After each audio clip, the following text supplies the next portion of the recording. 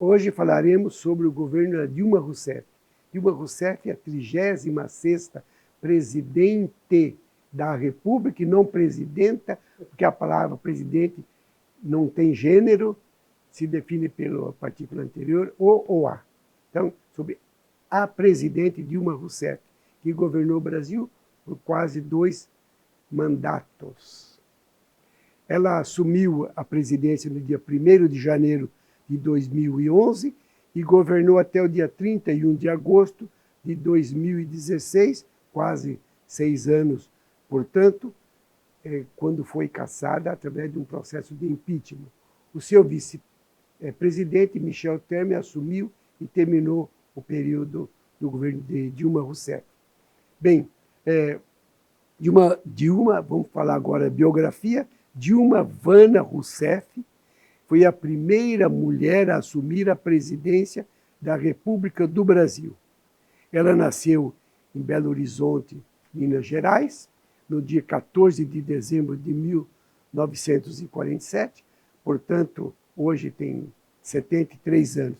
Filha de Pedro Rousseff, que foi advogado e empreendedor. Ele era búlgaro, portanto, vindo da Bulgária, naturalizado brasileiro, e Dilma Jane Coimbra da Silva, dona de casa. Vamos falar um pouco, já que é a primeira presidente do Brasil, vamos falar um pouco da origem da nossa ex-presidente Dilma Rousseff. Dilma Rousseff, filha então de um búlgaro que veio advogado, empreendedor aqui no Brasil, naturalizado, mas ele foi meio que corrido, veio da Bulgária às pressas, deixou uma esposa com filhos por lá e veio aqui, se casou com outra mulher, e da qual teve como filha Dilma Rousseff. Ele era um profundo comunista, aficionado às obras de Marx, era de certa forma advogado, lógico marxista, lógico um homem ilustre, e como diz, a fruta nunca cai longe do pé. Portanto, acredito que o comportamento do pai e a filosofia política do pai influenciou a sua filha Dilma Rousseff, que cursou o ensino primário e secundário em Belo Horizonte. Em 1964, ela ingressou no Colégio Estadual Central, chamado Central. Nesse colégio, corria forte a política e a formação de grupos contrários à tomada do poder pelos militares em 64. E a Dilma Rousseff se tornou, então, nesse grupo, uma líder e ingressou no movimento político contrário ao governo, numa organização marxista, política, operária, chamada POLUP. E também o Comando de Libertação Nacional Colina. Ela participava desses 2 grupos reacionários contrários ao governo militar da época. Em 67, ela casou-se com Cláudio Galeno, de Magalhães, Linhares, mas o relacionamento durou pouco tempo. Em 1969, iniciou um relacionamento amoroso com Carlos Araújo, com quem se mudou para Porto Alegre e lá ajudou os companheiros políticos que pensavam como ela, e também na campanha do seu marido, que era um político ativo. E teve a sua filha com esse homem, filha única, Paula. Desde a sua juventude, ela teve uma inclinação pelo ideal comunista, a nossa ex-presidente. E como membro da Operação Colina, ela administrava o jornal O Piquete. Assim como no Rio de Janeiro, em São Paulo, um grupo também de intelectuais administrava o jornal O Pasquim, que depois foi fechado, mas era um jornal de críticas contundentes contra o regime militar da época. Tendo, inclusive, nessa época, Dilma ainda bem jovem, aprendido a manusear armas militares, metralhadoras, com o intuito de enfrentar a polícia naquela época, em função dos grupos armados que eles faziam parte. Em 1969, em Minas Gerais, o movimento Colina resumia-se em poucas dezenas de pessoas militantes, e com pouco dinheiro e poucas armas. Suas ações haviam se resumido a 4 roubos, ou seja, assaltos a banco, que não fizeram vítima, mas levaram muito dinheiro desses bancos. Em 14 de janeiro, com a prisão de alguns desses membros militantes que participaram desse assalto a banco, da qual a Dilma fez parte, eles foram procurados pela polícia e muitos deles foram presos.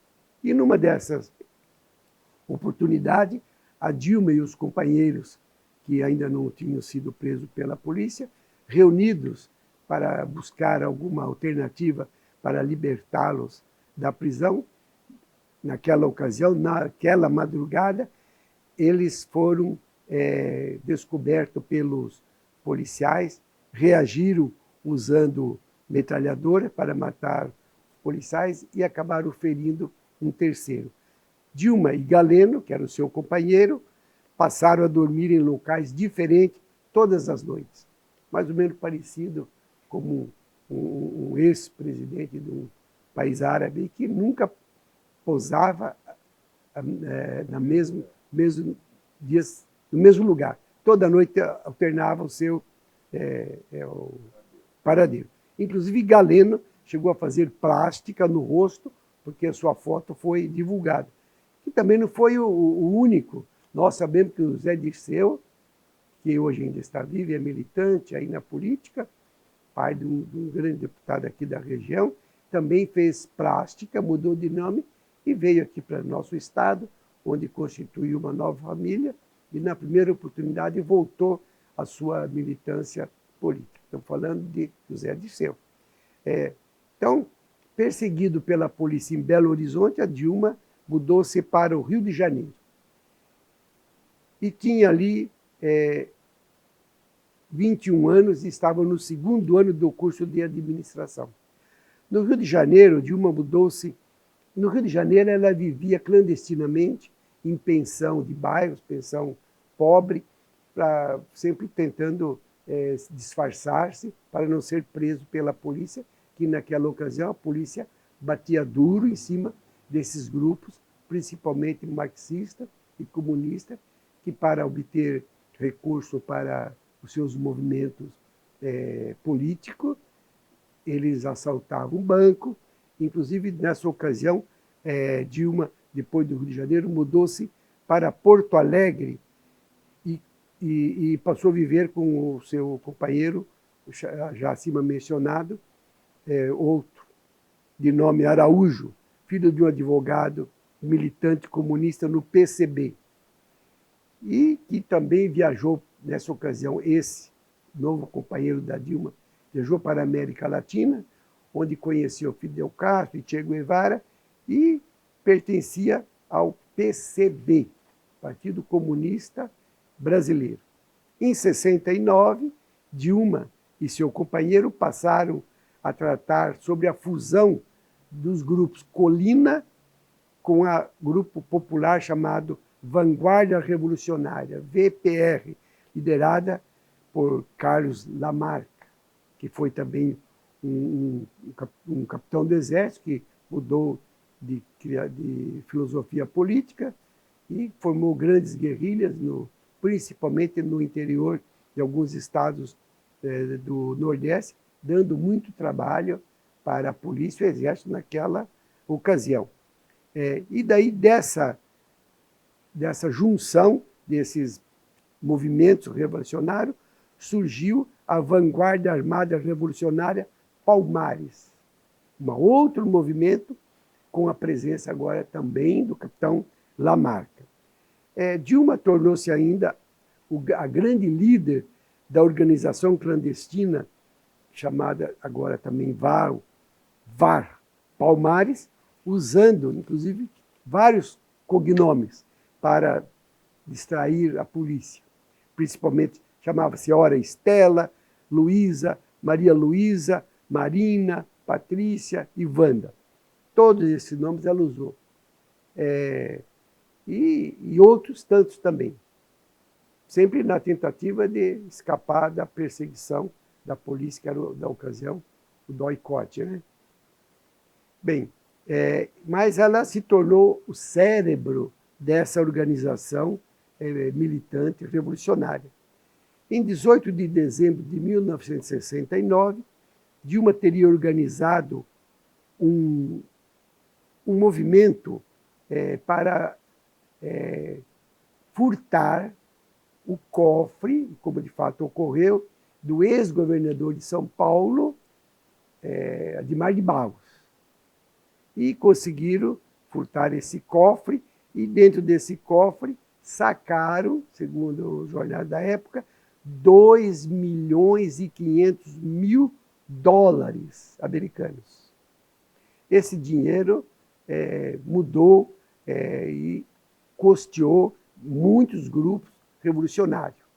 Como também o Adhemar é aquele que dizia assim, na época, rouba, mas faz, esse dinheiro aí certamente, lógico, era produto de roubo. Só passou de mão de um ladrão para outro. Também eles planejaram, na ocasião, sequestrar o ministro da Fazenda do governo militar, Delfim Neto. Esse projeto não deu certo e esse fato não ocorreu. Bem, mas nesses acontecimentos militantes revolucionários, Dilma acabou sendo presa junto com Vladimir Herzog.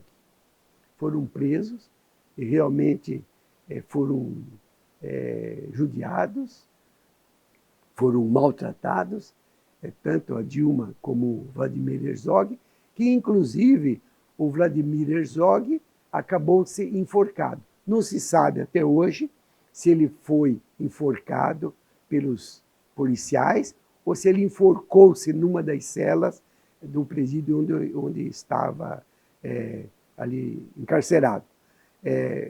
Até hoje, essa passagem não ficou devidamente esclarecida.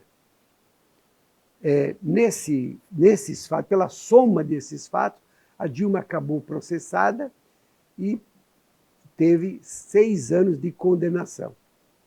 Ficou 3 anos e depois foi posta em liberdade aos cumprir 3 anos de prisão. Libertada, Dilma deu início ao seu primeiro trabalho. Bem, vamos falar agora, ela foi no Rio Grande do Sul, porque ali no Rio Grande do Sul, na época, o partido PT e a linha comunista era muito forte, ali todos os governadores que seguiram praticamente tinham essa ideologia política, e ali encontrou muito espaço, ali ocupou muitos cargos de chefe de gabinete de governadores, secretárias de administração, de fazenda, e cresceu. Ela foi, em função desse status que adquiriu no meio político, quando Lula assumiu o governo, ela foi ministra de Minas e Energia, aí se dá aquele caso lá da Passadina, ela foi chefe da Casa Civil, e porque ela tinha uma passagem política histórica, ganhou prestígio no governo do Lula, do governo do PT, construído nesses 14 anos de governo do PT, e ela então foi preparada por Lula para ser a sua sucessora. E, de fato, nessa época, Lula conseguiu até que fazer um bom trabalho como presidente, realinhou a economia do Brasil, à custa de muita propina. Eu já falei na aula passada sobre Lula, os maiores escândalos até então nunca vistos na história da humanidade ocorreram, e já disso nós falamos anteriormente. Bem, ela foi candidata, foi eleita, fez um primeiro mandato razoável, mas não conteve nada daquilo que vinha acontecendo, as propinas continuaram, a administração pública se tornou obesa, caríssima, e ela, contudo, conseguiu, à custa de corrupção, também mantendo os empresários da época a eleger-se no segundo turno. Mas no segundo turno ela não teve o sucesso que teve no primeiro turno, porque ela não tinha experiência, era uma guerrilheira nata, militante, mas na hora em que foi chamada para fazer a administração e a coalizão de partidos, ela não soube administrar esse processo, como Lula era um perito nessa parte. E a produção, a economia do Brasil, até aqui no seu primeiro mandato, cresceu, mas no segundo mandato, para manter o mesmo estilo de governo, houve uma desconfiança política e o Brasil, que no primeiro mandato chegou a ocupar o 6º lugar na economia dos países mais ricos do mundo, com um crescimento de um PIB de 2,7%, já agora caiu para 0,9%.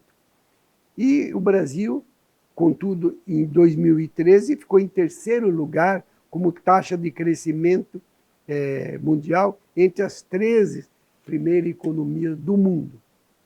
Agora, vamos ver os pontos negativos do governo Lula, que levou ao impeachment, do governo Dilma, que levou ao impeachment.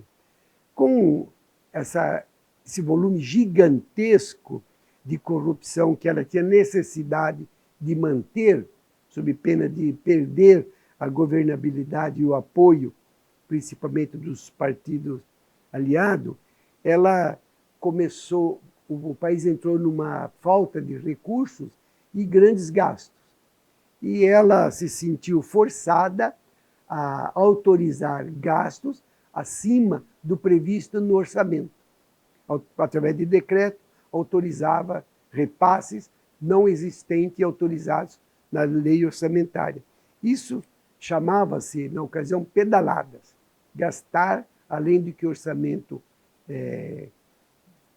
autoriza, pela lei de fiscalização orçamentária, chama-se pedalada. Então, ela, abusando disso, ela acabou sofrendo um impeachment, onde os advogados Hélio Bicudo e Janaína Pascoal propuseram junto ao Senado um processo de impeachment e, com toda a justificativa, esse processo, e o processo de impeachment há de convir que ele é um processo mais político do que administrativo. E ela, perdendo o apoio dos políticos, na tentativa de, como diz, quando falta dinheiro, todos gritam. E aí foi o que aconteceu, não tendo mais dinheiro para manter aquele nível de corrupção tão alto, ela ganhou opositores no Congresso, o impeachment dela foi aprovado por 62 contra 20, e ela teve, então, o seu mandato cassado. E foi substituída pelo seu vice-presidente, Michel Temer, que é de quem nós vamos falar na próxima aula. Então, este foi o governo de Dilma Rousseff, a primeira presidente do Brasil. Então, na próxima aula, estaremos falando sobre o seu sucessor, Michel Temer. Muito obrigado e até o próximo sábado.